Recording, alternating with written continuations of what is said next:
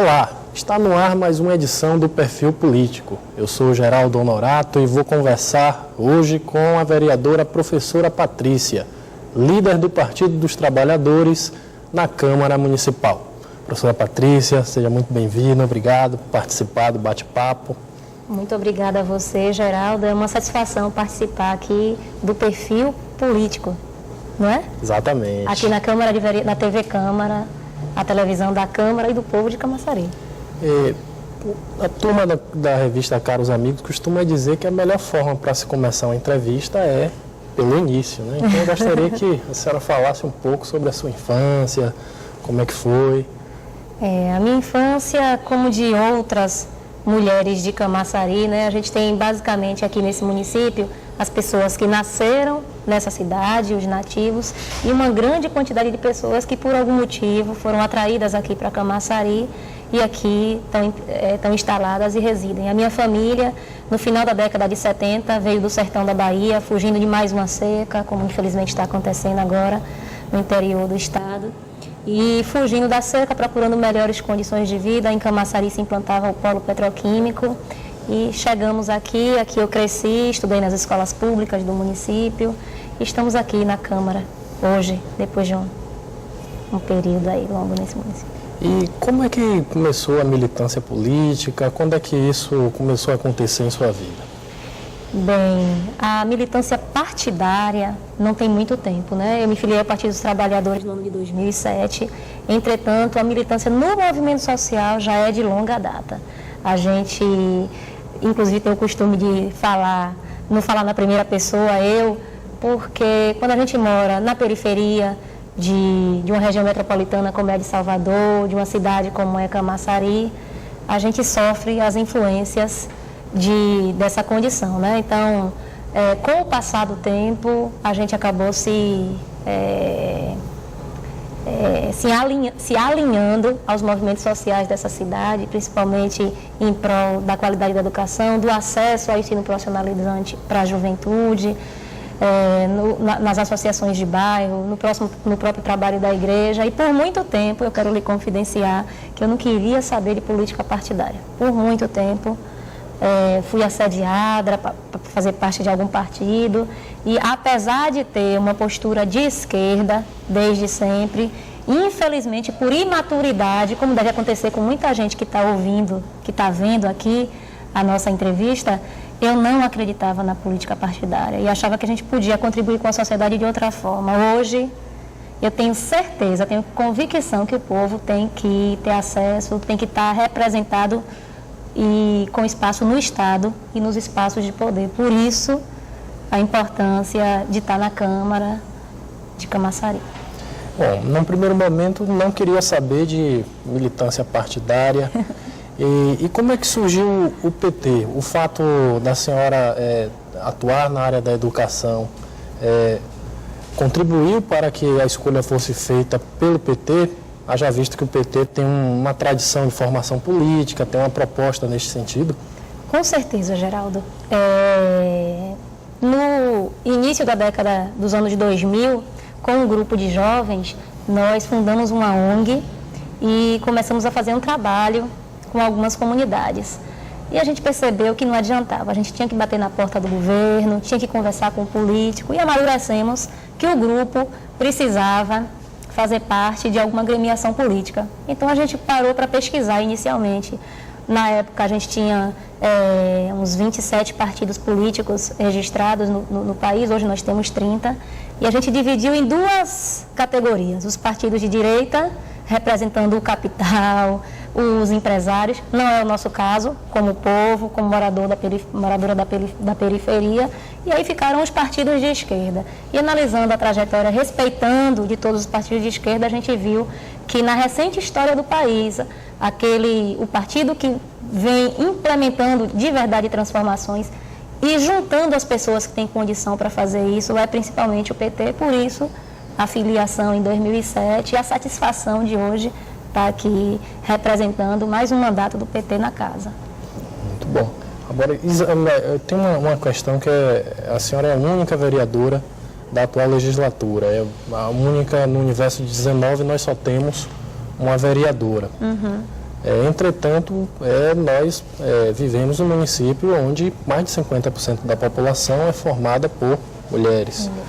Ao que a senhora atribui essa baixa representatividade da mulher aqui na Câmara e, de uma forma geral, nos espaços de poder? São vários fatores, mas antes eu queria dizer que eu tenho conversado com os vereadores aqui da Casa para, na próxima legislatura, a gente inverter. A gente tem 18 mulheres e um homem, ninguém topou até agora. São todos homens. Assim, Geraldo, a mulher, ela até cerca de 80 anos atrás, sequer tinha o direito de votar no país. E até a Constituição de 88, os analfabetos também não votavam. Então, até essa época, as mulheres eram maioria entre os analfabetos. Por ser analfabeta, também, até há pouco tempo, também não votava. A gente vem participando dos processos eleitorais, principalmente por obrigação de uma lei, que é a lei de cotas, que obriga a concorrer, não obriga a entrar, né, nas vagas. Mas a gente tem ainda uma cultura do homem ser o líder, o homem é o líder, mas a mulher também tem condição de contribuir, né? E a gente, infelizmente, ainda tem muito mais investimento nas campanhas dos homens, o que não é visto, né, numa campanha, seja ela qual for. Se a gente não consegue dar a publicidade certa, a gente não tem investimento certo, não adianta que não chega. E as campanhas que recebem em todos os partidos mais investimento em todos os sentidos são as campanhas masculinas. Isso é um fato, né? Então, aliado a isso, a gente ainda está aí nessa luta para essa consolidação da mulher como competente, e nisso eu fico muito feliz pela principal referência do Brasil, uma das maiores do mundo, que é Dilma, a nossa presidenta da República, de responsabilidade, de respeito, de seriedade. Ninguém no país tem dúvida de que ela está procurando acertar e vem contribuindo para o Brasil melhorar. Então, é uma boa referência para as pessoas, principalmente as mulheres, também votarem mulheres. Mas uma das grandes discussões que se faz hoje na política nacional é a necessidade de uma reforma política que seja capaz de, primeiro, incluir setores que têm dificuldade, né, para poder alcançar os postos de poder, e que também seja, de fato, como um espelho da sociedade. Se as mulheres são a maioria da sociedade, é natural que elas tenham uma participação maior e mais efetiva na política. Há algum ponto do projeto de reforma política sendo discutido que a senhora acha que seria fundamental para poder assegurar essa participação mais forte das mulheres na política? Sem dúvida, é a lista alternada. Então, se a gente tem o acesso de... Com alternância de gênero, né? Com alternância de gênero. Então, teria a entrada de uma mulher e um homem e uma mulher, e assim a gente, com certeza, alcançaria com brevidade a paridade nos espaços todos, principalmente no legislativo, onde a participação da mulher no Brasil é muito pequena, em torno de pouco mais de 10%, para quem tem mais de 50% da população. De verdade, a gente é subrepresentada ainda. Como é que a senhora se define ideologicamente? Eu sou uma mulher de esquerda, né? A gente vive num momento em que o que foi escrito nessa área já tem em torno de um século. Então, o mundo mudou e a gente precisa repensar que esquerda é essa. Mas eu não acredito no liberalismo, que vale tudo por dinheiro, que as empresas e que um mercado por si se regule. Acho que a gente precisa ter um Estado para dizer, tem muito com os banqueiros, tem muito com os empresários, tem muito com os latifundiários. A gente precisa dividir isso com quem constrói de verdade esse país, com quem tem ascendentes que foram escravizados, que hoje estão nas favelas, que não tem oportunidade. Quem faz isso é o Estado. A gente precisa de um Estado forte, né? Então, a gente precisa pensar num mundo em que o capitalismo não tenha que o capital não seja, o dinheiro não seja a principal, não esteja no centro, e sim as pessoas. Quais seriam as suas principais referências políticas? Assim, figuras que de uma forma ou de outra te espelham politicamente. Eu acredito, Geraldo, que tem algumas que inclusive não são conhecidas, mas lideranças religiosas, aqui próprio de Camaçari, aqui mesmo de Camaçari, nós tivemos pessoas que não se envolveram até partidariamente, mas lutaram por melhores condições de vida do povo. É o caso do Padre Paulo, é o caso das irmãs lá que trabalharam lá em Abrantes, o Padre João Urso, pessoas que organizaram o povo. Pra você ter uma ideia, o Padre João Urso, ele organizou todas as associações de moradores, de Catu, descendo até lá para Monte Gordo, no lugar em que o povo vivia totalmente de forma desorganizada. E organizou as escolas e assim por diante. São pessoas que muitas vezes não estão no partido, mas que estão contribuindo na sociedade. E com relação à política partidária, sem dúvida, a nossa grande referência hoje, não só para mim, enquanto mulher, mas é a presidenta Dilma, o presidente Lula, com essa trajetória fabulosa, né, impressionante, de uma criança que sai sem nenhuma condição do sertão de Pernambuco, no caminhão de pau de arara, e chega à presidência da República nos países mais importantes do mundo. Então, a gente tem, se a gente tem na política referências que não são tão positivas, a gente tem também aqueles que nos inspiram, e esses são alguns. Exatamente. E separar a militância partidária de militância política é uma coisa importante, até porque eu costumo dizer que ser de esquerda é muito mais do que defender uma determinada sigla partidária ou se intitular defensor de alguma vertente de linha de pensamento, mas é muito boa essa diferenciação. Agora, a senhora tem alguns meses aqui já na Câmara e estreou, disputou 2 eleições, na primeira ficou ali com um suplente muito próximo de eleger, se elegeu agora numa conjuntura de baixa representação, de subrepresentação das mulheres, mas já chega com uma tarefa importante, que é a de liderar a maior bancada da Câmara Municipal, que é a bancada do PT. Como é que está sendo essa experiência até agora? A bancada, ela vem correspondendo à expectativa? Vocês vêm se reunindo periodicamente? Como é que está sendo isso? Sim, a gente, inclusive, é o que tá na lei, né? O mandato, ele representa, ele é de um partido. Hoje em dia, se um vereador disser assim, eu quero mudar amanhã, que acontecia muito isso, né? Não pode. O vereador, a vereadora tem que pensar onde está afiliado, porque isso representa todo um conjunto de ideias, de defesa. O pacto foi feito antes, no momento da filiação, da militância, depois da eleição, da campanha eleitoral, né? Aqui na Câmara, eu sou muito agradecida a Deus, porque eu estou feliz, apesar de pouco tempo, apesar de já estar descobrindo as dificuldades que são enormes do Legislativo.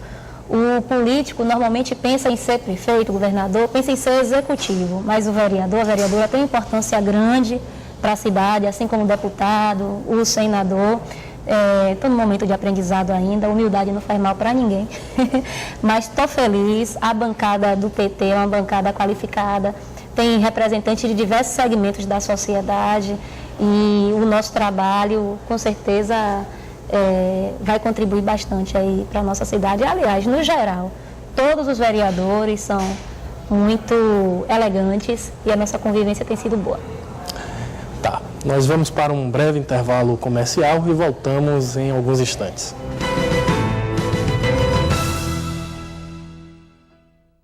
O programa Camaçari em Debate desta semana traz uma abordagem sobre o mercado de trabalho em Camaçari, avanços e desafios. E para falar sobre o assunto, convidamos Dr. Silvino Sintra de Souza Júnior, diretor técnico jurídico nacional da Abrava, Associação Brasileira de Proteção às Vítimas de Doenças e Acidentes do Trabalho. O que falta, na realidade, na minha visão, é de uma boa Secretaria de Relações de Trabalho e Emprego.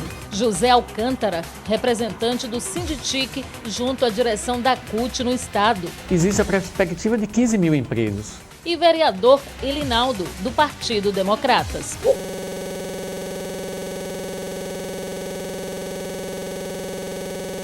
O que é que tem o desempregado? É o mercado sem fazer, é a luz sem pagar. Tem ainda a participação de populares fazendo comentários sobre o assunto. Passo mais de ano aqui, vindo aqui, atrás de emprego e nada. Eles dão preferência aos homens, a mulher ainda está sofrendo. Não perca a nova edição do programa Camaçari em Debate, produzido pela TV Câmara, que está sendo exibida durante esta semana, às segundas, quartas e sextas, às 10 da manhã e às 8 da noite, às terças e quintas, às 7 da manhã e às 8 da noite, aos sábados, às 7 da manhã e às 3 da tarde, e aos domingos, às 8 da manhã e às 3 da tarde. TV Câmara, o canal da cidadania. Emoção e desafio sempre fizeram parte da sua vida e podem continuar fazendo. Se você completa 18 anos até 31 de dezembro, aliste-se no serviço militar. Vá até a Junta de Serviço Militar do seu município com uma foto 3x4 e sua certidão de nascimento. Você tem até o último dia útil de junho para ficar em dia com o nosso país. Serviço Militar. Com você, o Brasil é mais forte. Governo Federal. Está no Congresso Nacional uma proposta que poderá mudar a nossa Constituição. A PEC 37 quer retirar os poderes de investigação do Ministério Público e de outras instituições que atuam no combate à criminalidade e à corrupção. E você, cidadão, será o maior prejudicado. Não deixe que mude uma história de tantas conquistas para a população. Proibir os procuradores e promotores de investigar é retrocesso para o Brasil. Diga não à PEC da impunidade. Diga não à PEC 37. TV Câmara, o canal da cidadania.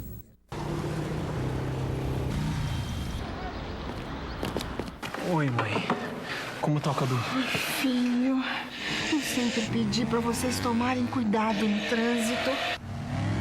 Eu sei, mãe, mas a gente acha que isso nunca vai acontecer com a gente. Uma moto significa poder ter mais agilidade ou menos movimentos. Moto é preciso saber usar, é preciso respeitar.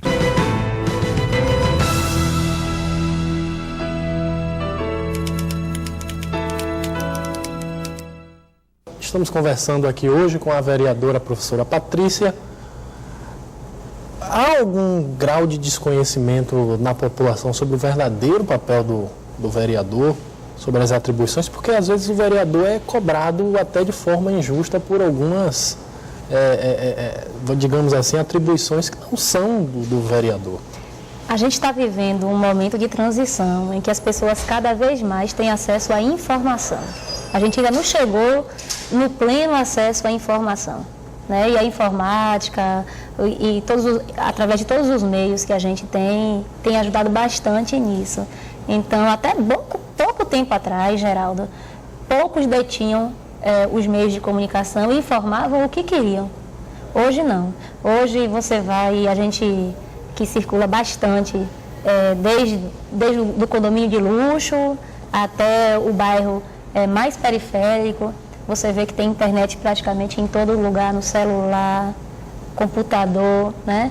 E o que acontece é que as pessoas cada vez mais se informam. Então, eu penso que em relação ao trabalho do legislador, do vereador, as informações e o conhecimento está melhorando porque as pessoas, ao contrário do que dizem, se interessam por política. Tem gente que tem pouca paciência, mas que muita gente se interessa por política, se interessa nas redes sociais, quem está com acesso percebe isso, né?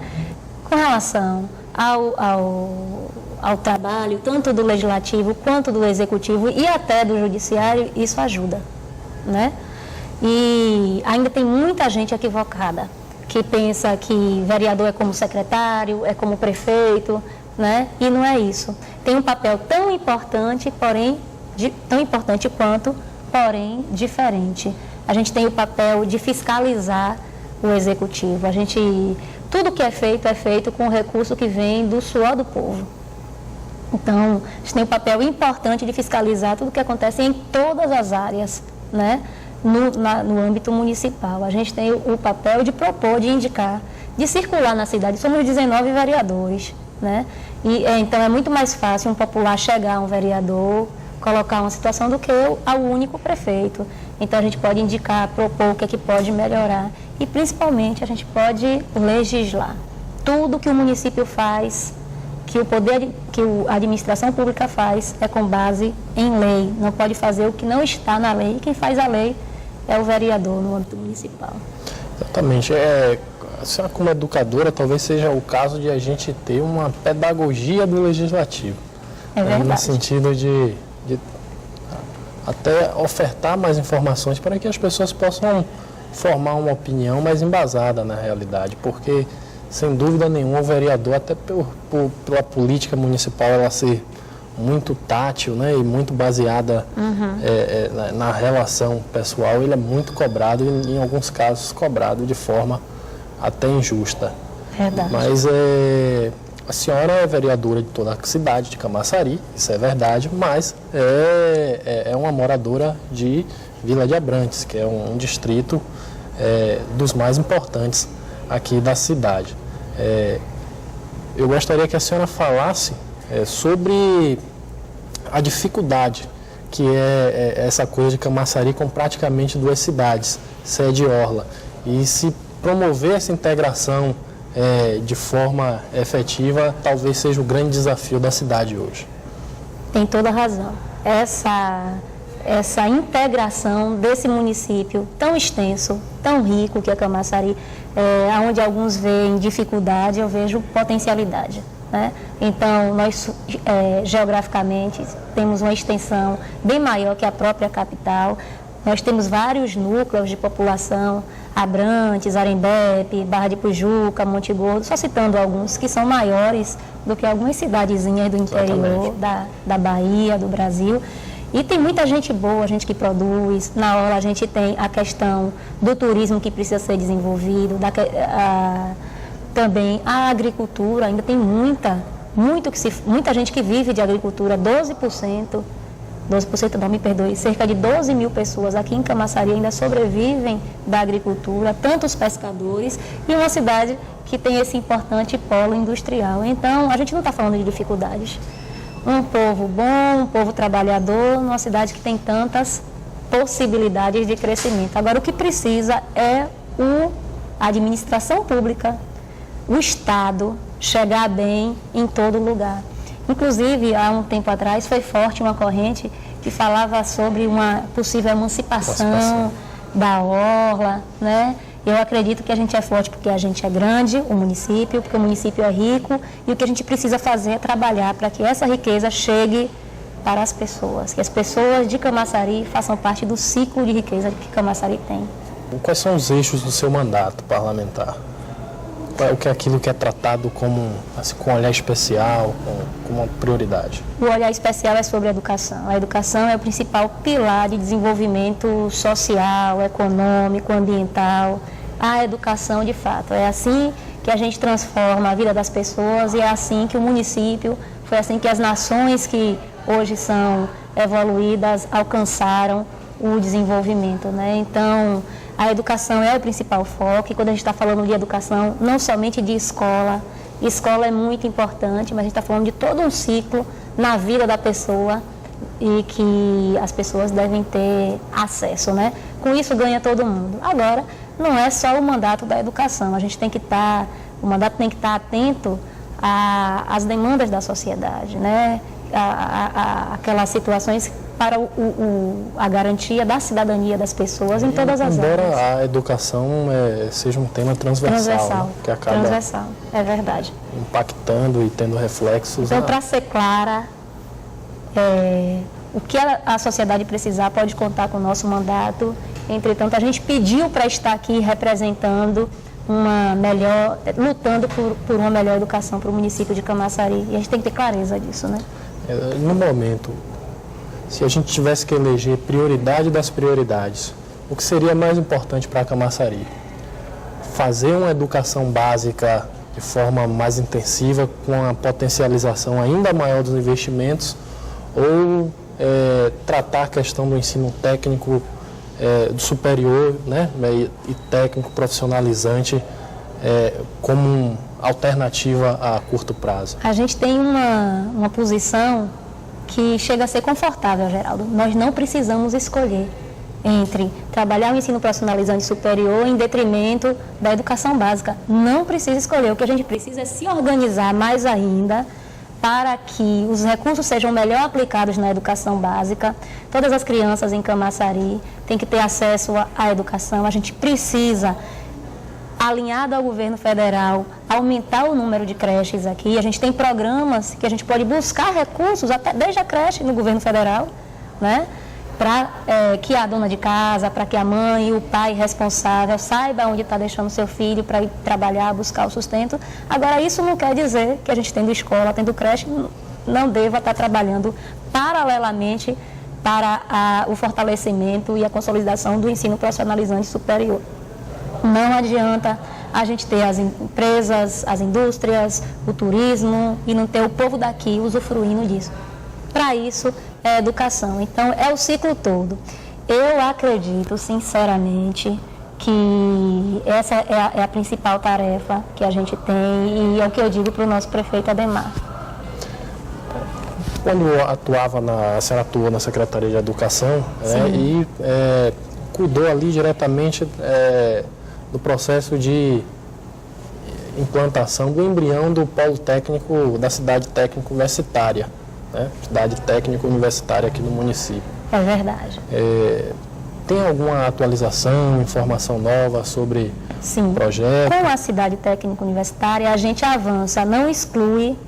A ideia não é excluir os projetos de incentivo ao ensino superior e profissionalizante que já tem na prefeitura, que são a bolsa, o transporte universitário, a gente precisa de tudo isso. Mas além de transportar o jovem adulto de Camaçari para estudar em Lauro, Salvador, outros lugares, a gente precisa de instituições aqui. Então a cidade técnica universitária justamente visa a implantação das instituições aqui. E foi definido até o ano passado, quando o prefeito era Caetano, que nós iríamos insistir na implantação inicialmente das instituições públicas e fomos bem-sucedidos nessa intenção.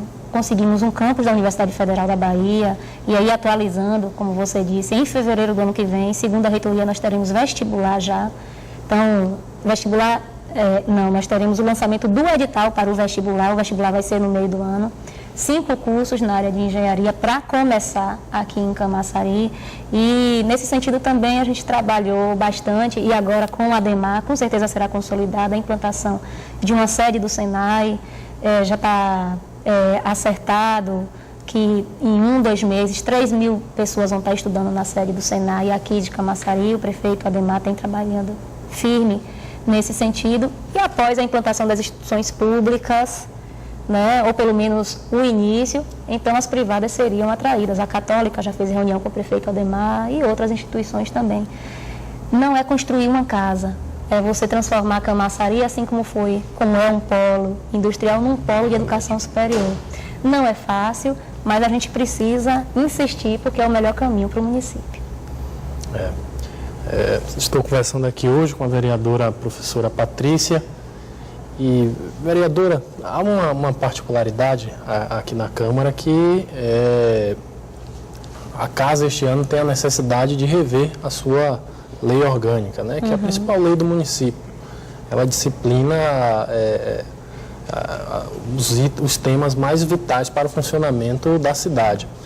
E a senhora acha que essa revisão ela pode ser feita de uma forma ampla, democrática, com a participação da sociedade, tal qual foi feita a Constituição de 88, que isso se dê, essas discussões aconteçam num fórum mais restrito, entre os vereadores, juristas, ou a senhora é defensora dessa participação da sociedade? Tudo que é do interesse público tem que dar acesso ao povo de participar. Então, se é uma lei que disciplina como a coisa pública acontece no município, a Câmara, a Prefeitura, tudo em si, então acho que o povo tem que primeiro conhecer, e eu sei que no site da Câmara tem esses documentos, então eu convido aos nossos telespectadores do programa, né, Perfil Político, a analisarem e a também participarem aqui dessa revisão, com certeza aqui na Câmara.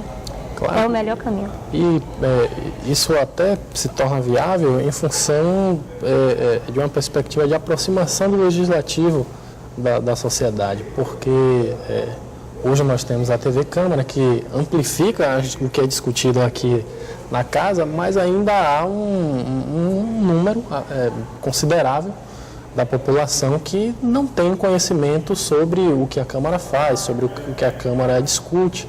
e com certeza agrega valor para o município, né? Porque melhor do que ter uma lei orgânica que seja plural, que contemple os diversos setores da sociedade, é ter uma lei orgânica verdadeiramente cidadã, com DNA da sua comunidade, dos seus atores políticos, comunitários. E seria o caso de audiências públicas, de coisas nesse sentido. A bancada do PT já começou a conversar sobre isso. Com certeza. A ideia é de participação, de convidar as pessoas não só para discutir a lei orgânica, mas para virem às sessões que são realizadas aqui às terças e quintas, a partir das 9 horas, para irem no gabinete acompanhar o seu vereador, o seu papel como cidadão, não como eleitor apenas, mas como cidadão, é acompanhar o mandato, né? Fazer com que o mandato dê certo. E aí, se o vereador, né, ou a vereadora que você votou de alguma forma não estiver atendendo, você procura os outros, porque mesmo não tendo sido eleitor, esses vereadores representam a cidade toda. Então, a participação em todos os sentidos, através de audiência, né, nos meios eletrônicos também, se colocando, muito importante. E essa participação nos meios eletrônicos, que o contato de todos os vereadores, eles são informações que são colocadas ao longo das sessões para que as pessoas possam justamente interagir. Eu costumo dizer que um dos maiores trunfos da internet é que conseguiu estabelecer uma via de comunicação em mão dupla. É verdade, né? é verdade. Então, as pessoas podem falar diretamente ao político e vice-versa. Né? E vice-versa. Bom, chegamos ao final de mais uma edição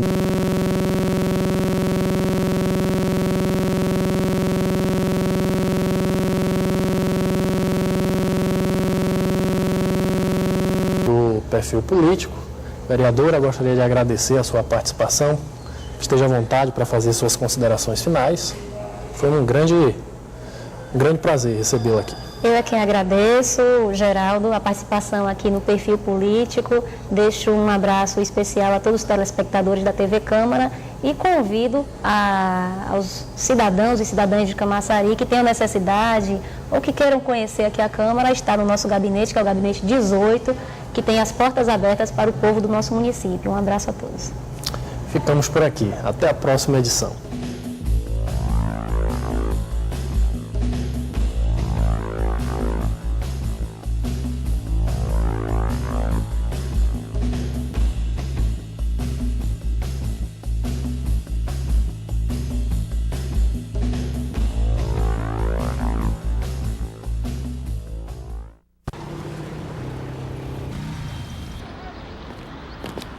Oi.